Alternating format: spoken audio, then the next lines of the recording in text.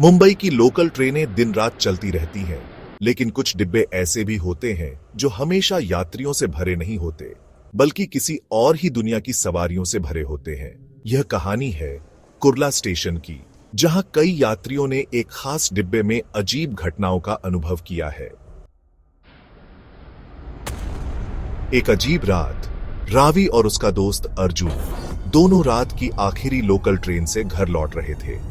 Train Kurla station पर रुकी और वे एक खाली डिब्बे में बैठ गए। उन्हें यह देखकर थोड़ा अजीब लगा कि ट्रेन में कोई भी नहीं था, जबकि यह आमतौर पर संभव नहीं होता।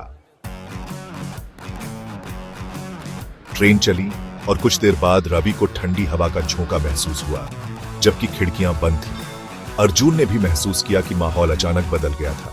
तभी उन्होंने खिड़की के शीशे में कुछ देखा, एक धुंधली परछाई जो उनकी ओर देख रही थी। रवि, तूने देखा?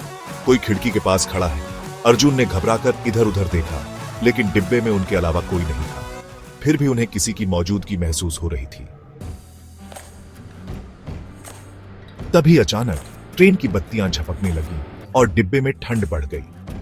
अर्जुन ने सीट पर कुछ महसूस किया, जैसे कोई उनके बगल में बैठा हो।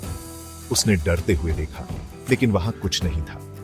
ट्रेन धीरे धीरे घाटकोपर की ओर बढ़ रही थी। तभी उन्होंने देखा कि सामने की सीट पर एक आदमी बैठा हुआ है। वह सफेद कपड़ों में था और उसका चेहरा झुका हुआ था। रवि भाई, ये कब आया? अर्जुन, मुझे नहीं पता। उन्होंने धीरे धीरे उसकी ओर देखा, लेकिन तभी ट्रेन अचानक झटके से रुकी और जब उन्होंने फिर देखा, वह आदमी गायब था।